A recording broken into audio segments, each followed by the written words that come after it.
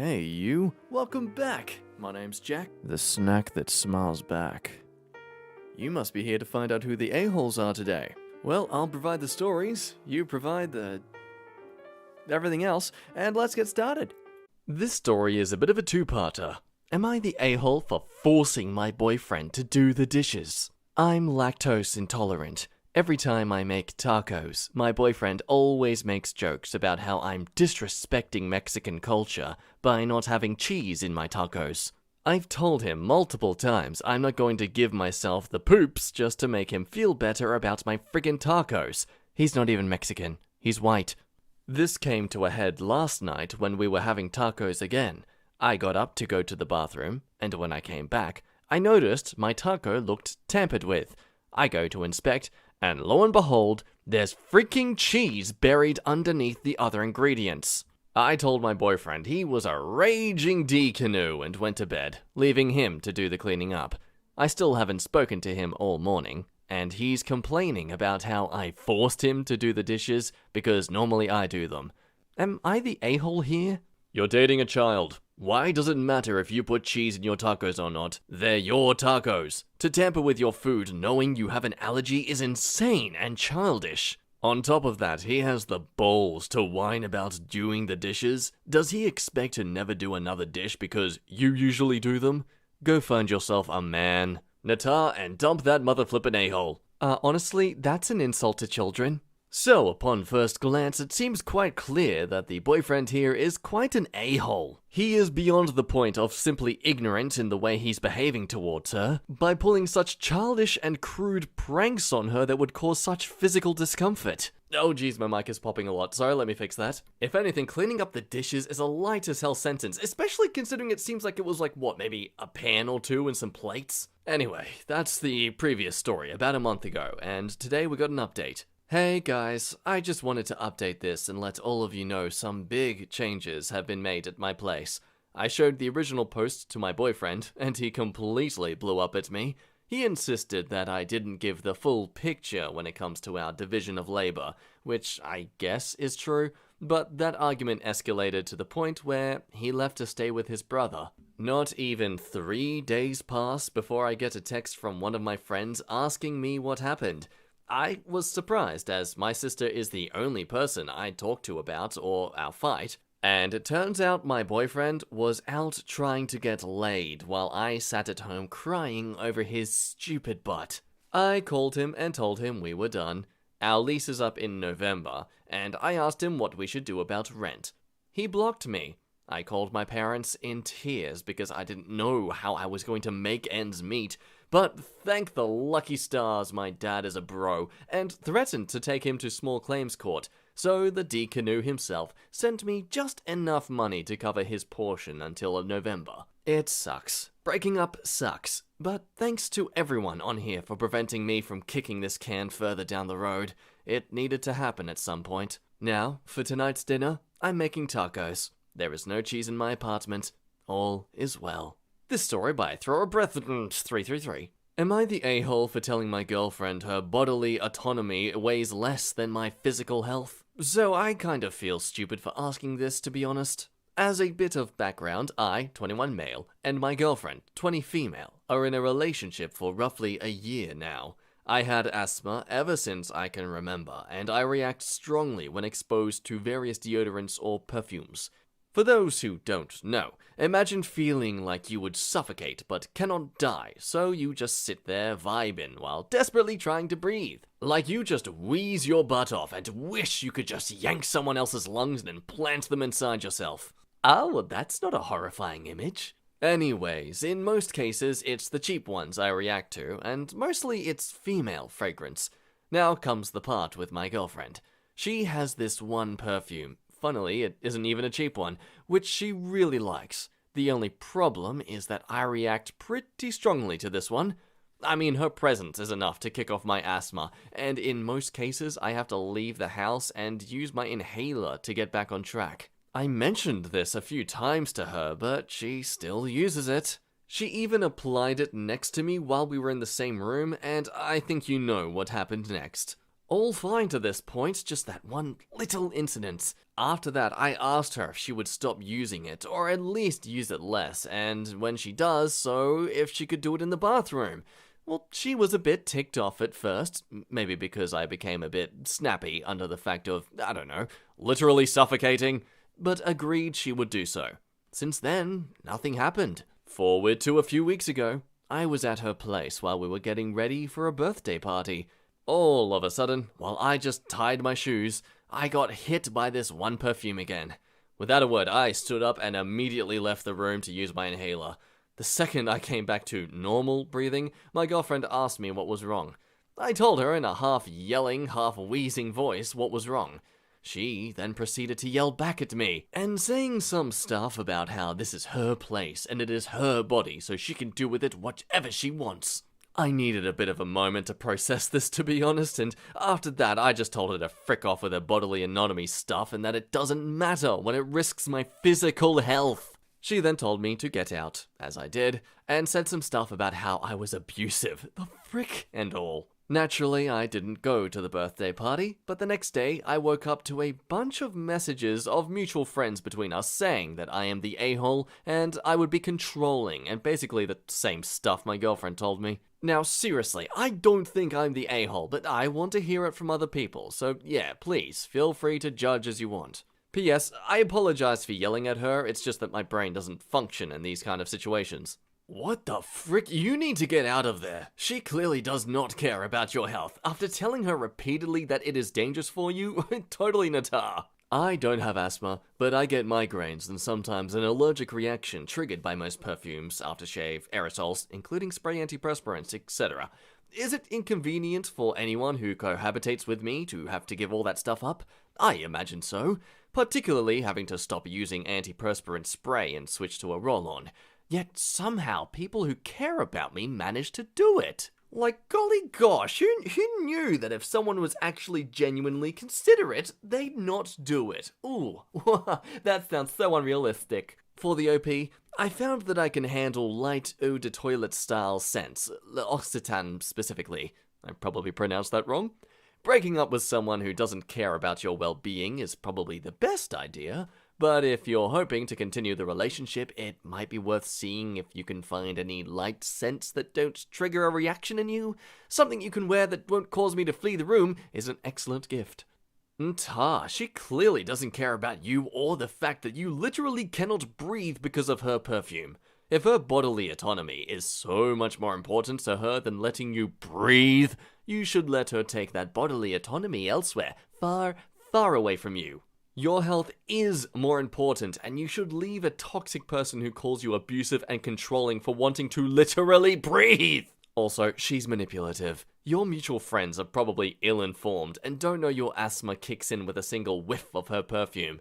She's trying to control you and make you feel bad through her friends. Yeah, the immediate accusation of abusiveness just because you are upset that she isn't abiding by the requests you have in the relationship? That's...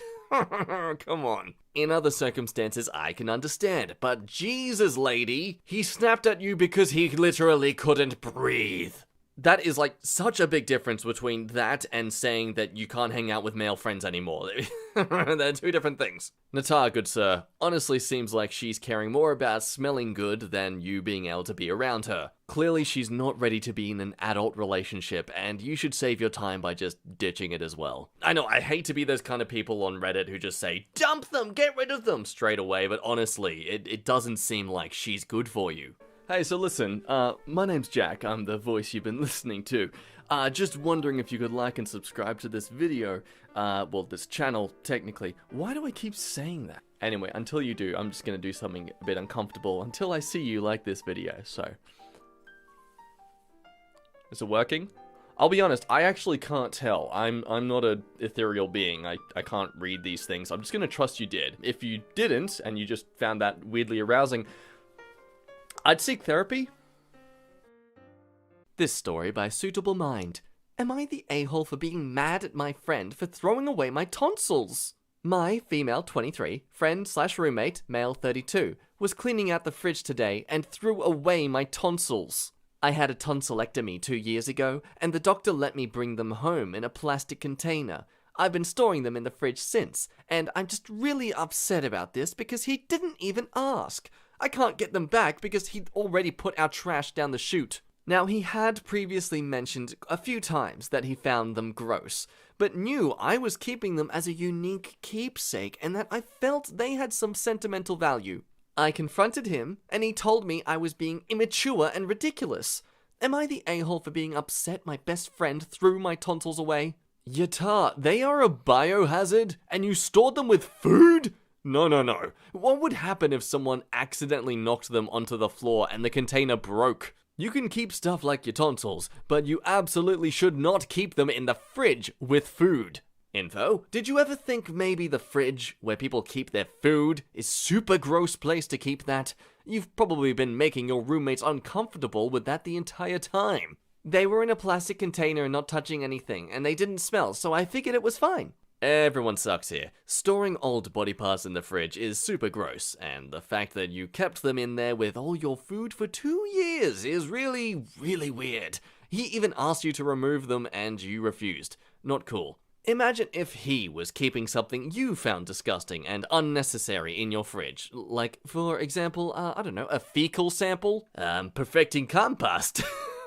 That said, that doesn't excuse him throwing away your property. He should have put his foot down and told you in, though uncertain times, to remove them. The fact that you guys can't be forthright and open in conflict resolution is worrying. You need to be able to compromise and figure out how to live together constructively without subterfuge and stubbornness, or you'll begin to resent each other. You owe the man an apology for keeping your disgusting body parts in the fridge, and he owes you one for throwing away the slowly rotting flesh you couldn't let go of. Oh my gosh. It's really true, that. With that said, I probably would have done the same thing in his position. Yo, unique keepsake of what? That time you had tonsils? Yatar, that's nasty. I'm totally on board with everyone here. Yatar all the way. That is disgusting. Look, even in a container and, like, kept in the corner of the fridge, ew. But I do agree nonetheless that it was kind of wrong of him to take matters into his own hands. Regardless if they were disgusting, it's up to her to do what she wants with them. At least allow her to have the chance to put them somewhere else that's out of your way. But of course, he did already mention it to her a few times in the past, so at this point I'm not surprised he did it himself. This story by Truffle Cream. Am I the a-hole for confronting my mom about her cheating after my dad died? It's been a few weeks since he passed away.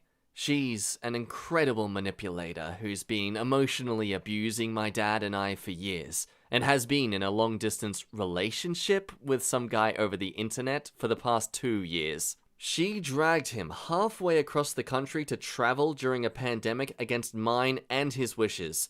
He caught a fever right after they got back, and it lasted for 2 weeks until he passed away. She's been hysterical ever since, and trying to garner as much sympathy from her friends and family as she can, taking rash decisions and selling stuff. The only time she acknowledges me is when other people mention how she needs to be strong for me, and the moment they leave, so does her affection. I've been silently mourning, trying to be there for her despite everything. What I couldn't look past is how casually she mentions that there needs to be a male figure standing beside us during these times. AKA her boyfriend, of course, who she keeps referring to as a friend. When I confronted her about listening in on her conversation where she told the guy she loved him, she was quick to pepper in the fact that Dad knew about it somehow and had no problem with it. I was still angry and called her out on her bull smack, but she proceeded to play the victim again and berated me in front of the rest of the family.